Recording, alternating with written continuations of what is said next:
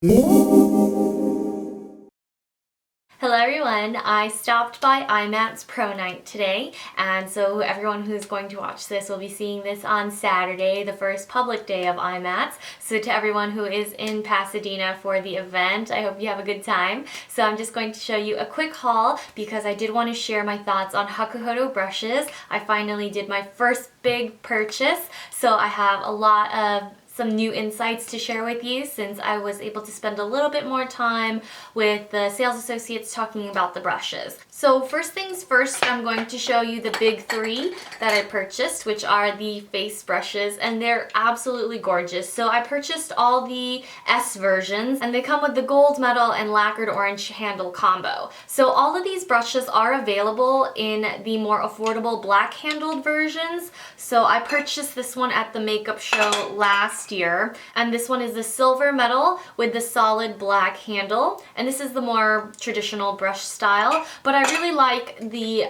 special lacquered handles because first of all, it's more distinctive. When I look at all my brushes, I can easily spot these. Obviously the color is super bright, but they just look really luxurious, and I do think it warrants the price tag. The brushes are slanted at the end, and they have this purple imprint with white and gold. And I'll start with the S5557, so 3 5s and a 7. And this one is the larger version, so there is a slightly smaller one for those of you with either smaller faces or just those of you who like a more precise application. But overall, I do love this one. This one is a mix of goat and synthetic, I believe, and it is very heavy, but I purchased the S106, which is a large slanted brush, and I do believe that they say this one's for blush, but I think personally it's a little too large for blush, so I would use this for bronzer instead. And plus, I just want to mention that since these brushes have not been washed yet, they sit a lot tighter and flatter than they would after a first washing.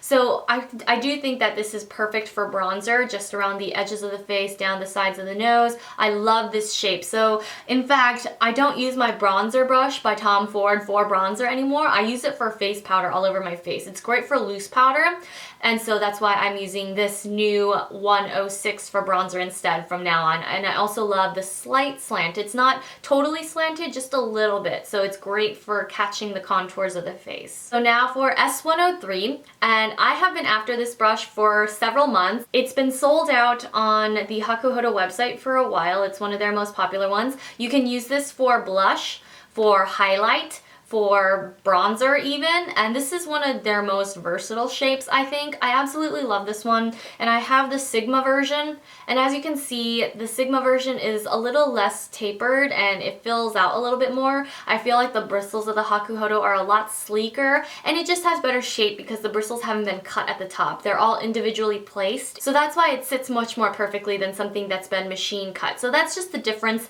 in quality that you get, and there's nothing wrong with Sigma brushes. I absolutely love them, and today the Sigma booth was huge and totally busy. I was so surprised to see almost everybody with a Sigma bag, and their brush sets are an incredible value for the price. But if you're looking for luxury, you're looking for true quality and craftsmanship, then definitely Hakuhodo, you can't go wrong. Now I'm going to talk to you about the 4 eye brushes that I purchased. I'll start with the 2 more affordable ones since Timtalia.com has discussed these, and so they've been really popular recently. I'll have the model numbers listed down below in the description box since they are lengthy. I don't remember them off the top of my head, and unfortunately they are not labeled on the brush handles. But they are 2 very similar blender brushes. This one has a longer pointed tip, and this one looks more like a MAC 217 with a slightly more rounded head shape. And I will post more comparisons on my blog once I get all my Hakuhodo brushes together. So I have photographed them, but I will have to do the comparisons. And now for my favorite 2, the Kokutans, and I love their wooden handles with the matte black metal. And as you can see, there is a bit of silver Japanese calligraphy. And these brushes are probably some of the shortest in all of the Hakuhodo range. I don't know if I love that or not. I wish they were a little longer, and I would probably buy more. They also have the most limited in selection, I feel. And they're also some of the more expensive brushes. So each of these is almost $50. And so that is quite a bit for an eyeshadow brush, but they are made of blue squirrel, which is one of the most coveted, softest natural fibers. So for eyeshadow, it's great if you want sheer, but obviously if you like a little bit more impact with your color, then it's best to use a simple flat shader brush like a MAC 230 $1.39. I personally love these because I feel like with pigmented shadows, you can't go wrong with Blue Squirrel. And so I bought the medium large version, which is the slightly large one. This is M/L. And the warmer colored one here is the small version. I really did want to purchase a powder brush, but I didn't find any shapes that I loved in particular. I like brushes to have a shorter length so that you could get maximum coverage out of them. So I've actually been using my Tom Ford blush brush as a powder brush, and it fits perfectly in the contours of my face, around my nose. I do still want a Hakuhodo powder brush, so they gave me this little catalog to explore and see different sizes, different options, and different bristle types. So I'll definitely be looking into more Hakuhodo, so if you have any recommendations or any must-have brushes in your book, I would definitely love to hear your suggestions. But I feel that after getting some more time and finally seeing these brushes multiple times in the past couple of years, that I have chosen the ones that I really do think were worth the money, that I felt would be unique to my collection. And so now with that being said, I actually do have some more things to show you. So I wanted to talk about Parian Spirit, and every time I go to IMATS or a makeup show, I like to purchase Parian Spirit. Each of these brush cleanser wipes are 40 cents, and so it's really affordable, and I like to use these when I'm on the go. So whether I'm traveling or whether I'm working on a client, I find these really effective because you can wipe down not only powder and base makeup brushes, but eye brushes in 1 or 2 wipes. I also purchased 2 MAC foundations. Yes, you heard right, I purchased MAC,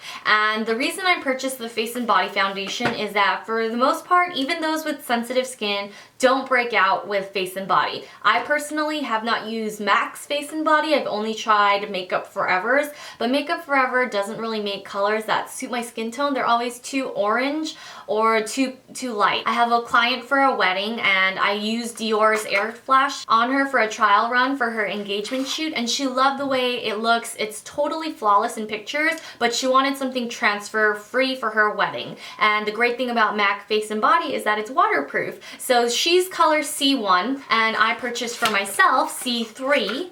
So I plan to use this in a tutorial. Yes, I know, since I'll receive lots of questions. It's very sheer. It's like a tinted moisturizer, except there's no SPF and it's not super moisturizing. Not all sheer foundations are buildable, but MAC's Face and Body is very versatile. So if you're looking for a MAC foundation and you really want to wear MAC, I definitely recommend starting with this one. My friend Jackie of Miss Jackie Chu has very sensitive skin, and she uses this one all the time. Now for some Velour lashes. As many of you know, I love Velour lashes. They're my favorite lashes of all time. Today I'm actually wearing Ardell's Demi Wispies, which are some of my favorite affordable lashes, but Velour will always have my heart. Recently, I have been loving the Lashaholic style, which is their doubled up style. So it is a lot more fringy, but it's still fairly lightweight.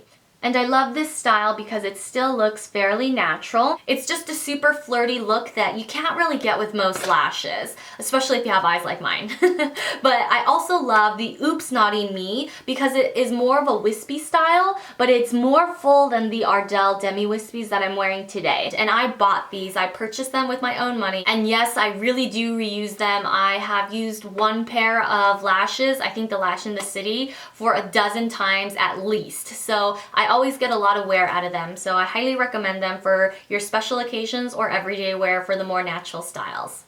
And last but not least for IMATS, I have my Violet Voss glitters, and I have this new adhesive. So if you don't like liquid adhesives for your glitter, which tend to be a little messier, you can try using a paste form, and I'll open this up for you so you can see how easy it is to use. But instead of dipping a brush into a liquid and mixing up the glitter with it, you can simply apply some of this glitter adhesive to your eye and tap the glitter on top. I'll show you how to use Wendy, and this is one of my favorites because it has a very opalescent look. So it's a traditional glitter color, and I'm just picking up some of the glitter with my finger and tapping it onto the adhesive. There's no fallout, and it's super easy, and you just let it sit to dry. Glitter on the eyes or even on the lips or eyebrows is all the rage nowadays, but if you want an easier application technique, then definitely stop by Violet Voss and pick up your goodies. And before I let you go, I did just want to show you a couple new items because I haven't filmed a haul video in quite a while.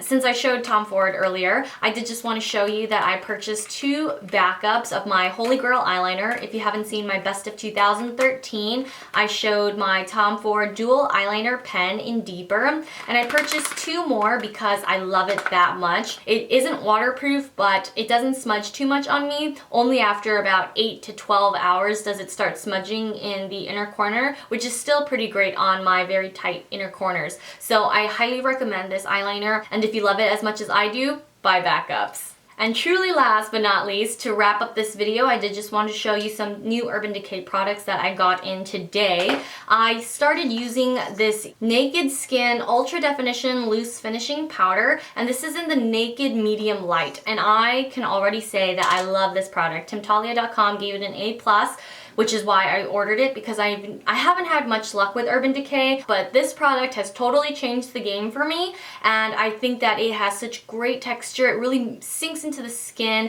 It makes it look luminous, does not accentuate dry patches, so I think it's a great powder for most. If you have very, very oily skin, you might not love this because it doesn't really have oil controlling properties, but it does make my foundation last longer. It does make my face look airbrushed, and there is a little bit of coverage, but it will never make your face look cakey. So I highly recommend this. This is probably the most affordable face product that I have really fell in love with since Bobbi Brown released her retouching powders last year. So I am as ecstatic as you are to share that I found a mid-range base product that I love.